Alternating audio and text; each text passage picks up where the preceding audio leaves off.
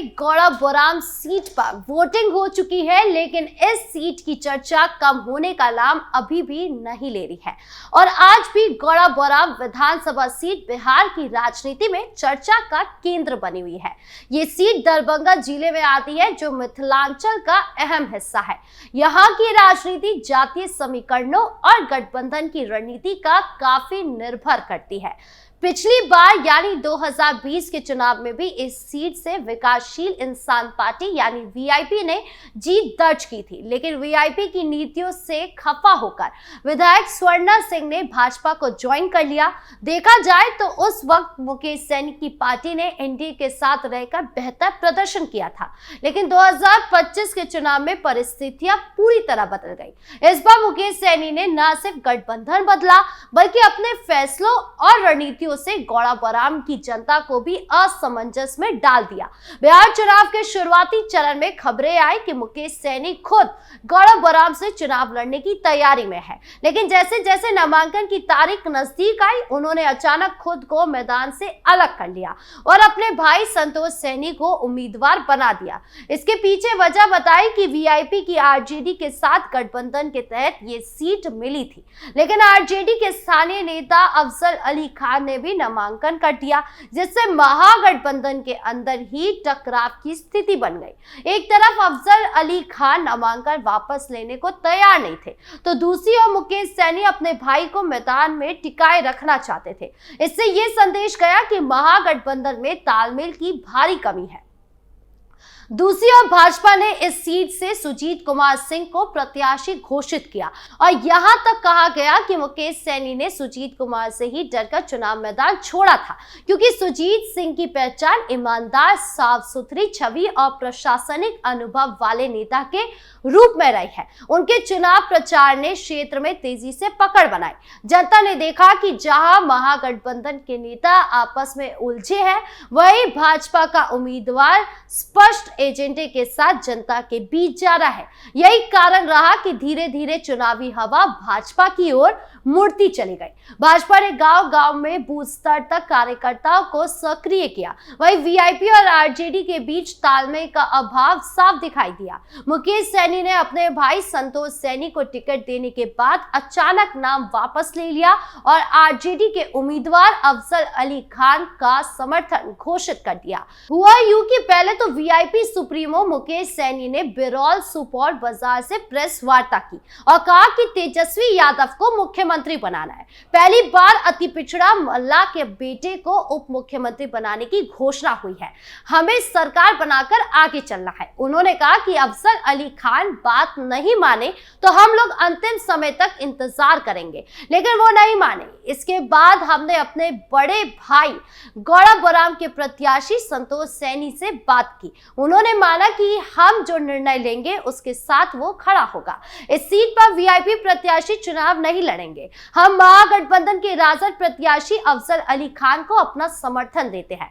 मुकेश सैनी के इस फैसले ने उनके समर्थकों और कार्यकर्ताओं में भ्रम की स्थिति पैदा कर दी। स्थानीय लोगों का कहना है कि मुकेश सैनी ने जिस तरह से बार बार अपना रुख बदला, उससे पार्टी की साख को गहरा नुकसान पहुंचा। बहुत से मतदाता ये मानने लगे कि वीआईपी और उसके नेता अब क्षेत्र के हित के बजाय अपनी राजनीतिक सुविधाओं के हिसाब से फैसले ले रहे हैं। इस अस्थिरता का सीधा फायदा भाजपा के सुजीत सिंह को मिला, जिनकी छवि पहले से ही इलाके में मजबूत थी। गौड़ा बौराम की राजनीति में जातीय समीकरण हमेशा अहम भूमिका निभाता है। इस बार भी ऐसा ही हुआ, लेकिन समीकरणों से ज्यादा जनता ने भरोसा स्थिर नेतृत्व पर दिखाया। भाजपा का संगठनात्मक ढांचा मजबूत था, जबकि वीआईपी की लगातार बदलती रणनीतियों ने मतदाताओं को निराश किया। आरजेडी के कई स्थानीय कार्यकर्ताओं भी इस उलझन में पड़ गए कि किसे प्रचार करें, अफजल अली खान को या वीआईपी के प्रतिनिधि को। इस भ्रम का असर मतदान के दिन साफ दिखा, जब भाजपा का वोट प्रतिशत अनुमान से कई ज्यादा रहा। वहां रहने वाले लोगों का कहना है कि मतदान के बाद भाजपा खेमे में आत्मविश्वास था कि सुजीत सिंह भारी अंतर से बढ़त बनाएंगे। इसके पीछे ये भी एक बड़ा कारण रहा कि सुजीत कुमार सिंह ने गौड़ा बौराम के लोगों के बीच अपनी अलग पहचान बना ली है। राजनीति में आने से पहले वो IRS अधिकारी रहे हैं। इनकम टैक्स डिपार्टमेंट में वो चीफ कमिश्नर के पद पर काम कर चुके हैं और अपनी ईमानदार और सादगी के लिए जाने जाते हैं। चुनाव से पहले उन्होंने खुद अपनी नौकरी छोड़ दी ताकि सीधे जनता की सेवा कर सके। उनकी पत्नी स्वर्णा सिंह मौजूदा विधायक है और वो अपने इलाके में हर समस्या को करीब से समझते हैं और विकास के साफ एजेंडे के साथ जनता के बीच खड़े भी हुए हैं। उनकी ईमानदारी, सरल स्वभाव और काम करने का जज्बा ही उनके बाकी नेताओं से अलग है और यही कारण रहा कि भाजपा ने उन्हें गौड़ा बौराम से अपना उम्मीदवार बनाया। सुजीत सिंह की इस छवि को देखते हुए ही महागठबंधन के कार्यकर्ताओं में निराशा झलकने लगी थी। लोगों के बीच ये चर्चा थी कि मुकेश सैनी ने लोगों को धोखा दिया और यही कारण है कि मतदान के दौरान सुजीत सिंह के फेवर में बम्पर वोटिंग हुई। 14 नवंबर को मतगणना के साथ ही इस सीट पर सुजीत सिंह की बढ़त लगभग तय मानी जा रही है। भाजपा की रणनीति और सुजीत सिंह की सादगी ने जनता का दिल जीता है। क्षेत्र में ये धारणा बन चुकी है कि इस बार गौड़ा बौराम भाजपा की झोली में ही जाएगी।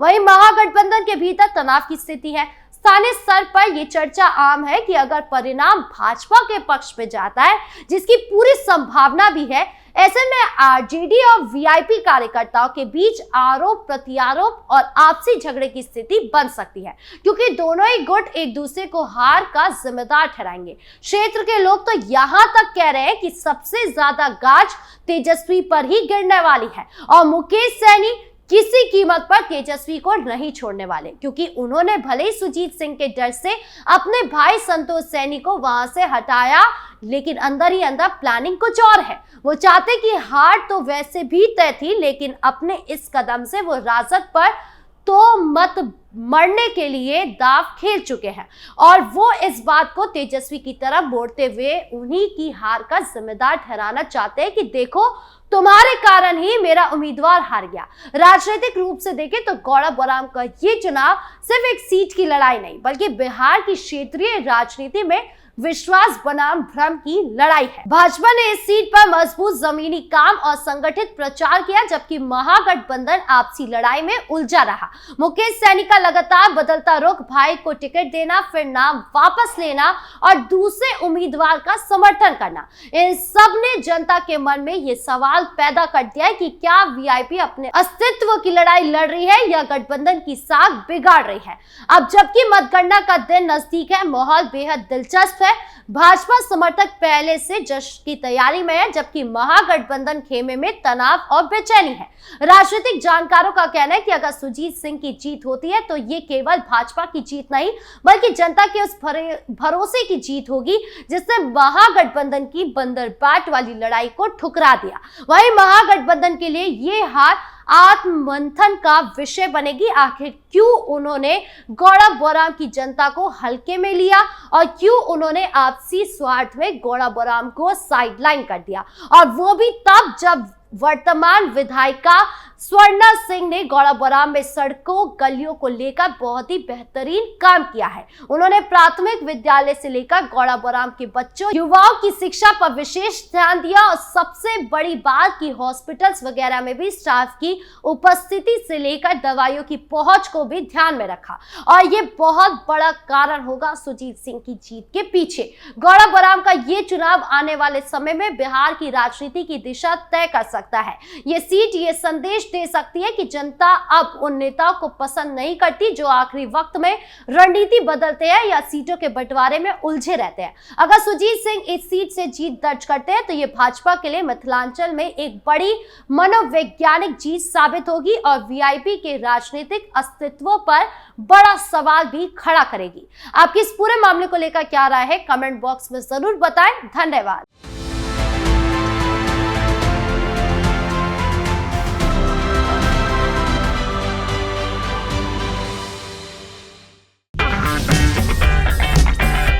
अगर आपको हमारा वीडियो पसंद आया हो तो इसे लाइक करें, हमारे चैनल को सब्सक्राइब करें और हाँ, बेल आइकन दबाना ना भूलें ताकि आप तक हमारे वीडियो की नोटिफिकेशन पहुंचती रहे।